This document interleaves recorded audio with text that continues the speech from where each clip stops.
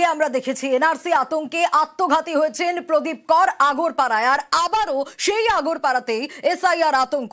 2002 সালের ভোটার তালিকা থেকে নাম উধাও হয়ে গিয়েছে।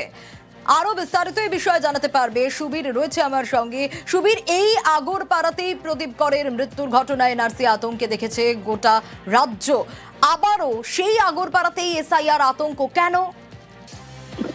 দেখো, পানিহাটি পৌরসভার 8 নম্বর ওয়ার্ডে প্রদীপ করের বাড়ি এবং সেখানে তার মৃত্যু হয়েছিল এবং ঠিক তার পাশে অর্থাৎ 6 নম্বর ওয়ার্ড আগরপাড়া ইলিয়াস রোড, পানিহাটি পৌরসভা 6 নম্বর ওয়ার্ড, সেখানে স্বপন কুমার দে বলে একজন ব্যক্তি, তার পরিবারের অর্থাৎ তার পরিবারের 4 জনের নাম 2002 এর নির্বাচন কমিশনের যে তালিকা, সেই ভোটার তালিকা থেকে কিন্তু বাদ পড়ে গিয়েছে এবং তাদের অভিযোগ যে 1990 সালে কিন্তু তারা ভোট দিয়েছেন সেই তালিকা অনুযায়ী, কিন্তু 2002 এর এই প্রকাশিত যে ভোটার তালিকা, সেই তালিকা থেকে তাদের নাম বাদ পড়ে গেল এবং এই নিয়ে যথেষ্ট আতঙ্কিত হয়ে পড়েছেন তারা এবং তারা বলছেন যে তাদের বৈধ ভোটার কার্ড থেকে শুরু করে আধার কার্ড এবং ইন্টারন্যাশনাল পাসপোর্ট পর্যন্ত তাদের নামে রয়েছে, কিন্তু সেই জায়গা থেকে এই পরিবারের 4 জন সদস্যের নাম কি করে ভোটার তালিকা থেকে কাটা গেল, এই নিয়ে কিন্তু যেমন একটা চিন্তার মধ্যে রয়েছেন। কারণ গত কয়েকদিন আগে প্রদীপ কর তার পাশের ওয়ার্ডে তিনি এই আতঙ্কে তিনি আত্মঘাতী হয়েছেন, তারপরে এই ধরনের ঘটনা অর্থাৎ একদম ভোটার তালিকা থেকেই বাদ পড়ে গেল একটি পরিবার, এই নিয়ে কিন্তু যথেষ্ট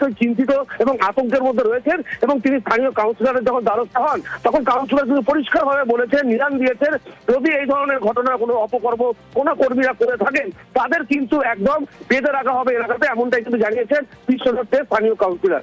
বেশ, আমি এসআই নিয়ে একটু আতঙ্কের মধ্যে আছি। 2002 সালে ভোটার লিস্টে আমার পুরো ফ্যামিলির নাম বাদ।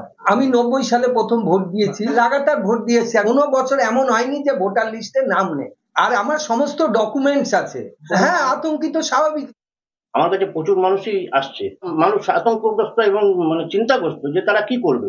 এই অপকর্ম যারা করছে, এই অন্যায় যারা করছে, তাদের উপযুক্ত শাস্তির ব্যবস্থা করবে এবং কোনো মানুষ যাতে বিপদে না পড়ে আমাদের সমস্ত তৃণমূল কংগ্রেসের কর্মীরা তাদের পাশে থেকে তাদেরকে সাহায্য করবে। আতঙ্কিত হওয়ার কোনো কারণ নেই, আমরা তৃণমূল কংগ্রেস পাশে আছি।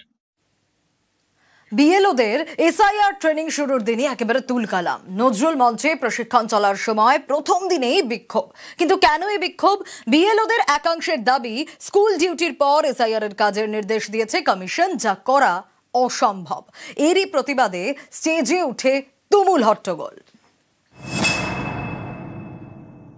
100-150 কিলোমিটার দূরে বিদ্যালয় বাড়ি থেকে এবং পার্ক থেকে অতটা যাতায়াত করে রাত 7-8টায় বাড়ি ফিরে কোন টাইমে আমরা এই কাজটা করব? রাত 12টা অবধি? কারোর বাড়িতে রাত্রিবেলা 10টার সময় গিয়ে ঢোকা পসিবল না। আর 1 মাস যদি স্কুল কখনো অন ডিউটি দিতে পারে না। আমাদের যে দিদিমণি যারা মহিলা রয়েছেন তারা বাড়ির ডোর টু ডোর যাবে, তাদের নিরাপত্তাটা কোথায়? সবার মধ্যে থেকে একটা রিটেন সাবমিশন করতে হবে ওনাদের কাছে। আপনারা কতজন আছেন এটা করতে?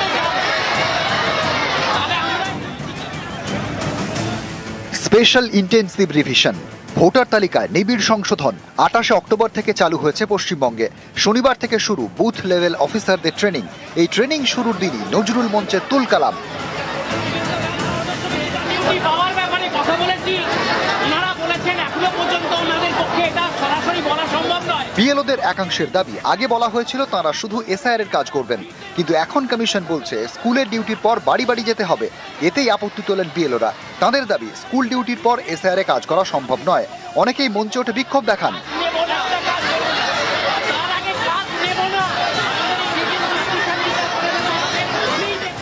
আমাদের যে কাজের সময়সীমা দেওয়া হলো, এর সঙ্গে আমরা যদি স্কুল রান রাখি, আমাদের স্কুল, আমার নিজের ব্যক্তিগত বলছি, আমি কুলতলি ব্লকে চাকরি করি, সকাল 7:30টায় বেরোই, সন্ধ্যে 6টায় বাড়ি ফিরি। স্কুল করে এসে আমি এই কাজটা কখন করব? আমরা বলছি না কাজটা করব না, অবশ্যই করব, কিন্তু তার সঙ্গে সঙ্গে সেটা নিরাপত্তার ব্যাপারটা দেখতে হবে।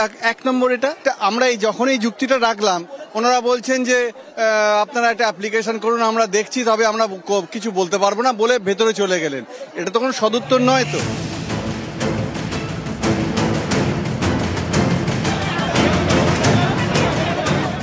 বুথ লেভেল অফিসারদের ক্ষোভ মেটাতে তৎপর সিইও। গোটা বিষয়টি জাতীয় নির্বাচন কমিশনকে জানালো রাজ্যের মুখ্য নির্বাচনী আধিকারিকের দপ্তর। প্রেসিডেন্সি বিশ্ববিদ্যালয়ের ডিরোজিও হলেও এদিন এসআইআর প্রশিক্ষণ শিবির হয়। সেখানে ছিলেন 6টি বিধানসভার বিএলওরা। একটা নিয়ে একটু তো উদ্বিগ্ন আছি। ডোর টু ডোর যে সার্ভেটা হবে সেই সম্পর্কে আমাদের তারপরে কি কাজ করতে হবে, কি করতে হবে, নিয়ম কানুন সবকিছু জানবো। ইতিমধ্যেই বুথ লেভেল অফিসারদের জন্য 16 দফা গাইডলাইন জারি করেছে নির্বাচন কমিশন। প্রশিক্ষণ কর্মসূচিতে তাদের বিশেষ কিট, কমিশনের টুপি দেওয়া হবে কমিশনের এসআইআর সংক্রান্ত গাইডলাইন। ইতিমধ্যে বুথ লেভেল অফিসারদের জন্য তৈরি করা হয়েছে বিশেষ অ্যাপ। সেই অ্যাপ নিয়েও প্রশিক্ষণ দেওয়ার কাজ শুরু। প্রশিক্ষণ শেষে মঙ্গলবার থেকে বাড়ি বাড়ি যাওয়ার কথা বুথ লেভেল অফিসারদের। তার আগে ট্রেনিং এ এদিন বিএলওদের বিক্ষোভ কিছুটা হলেও চিন্তায় রাখলো নির্বাচন কমিশনকে। নিউজ 18 বাংলা।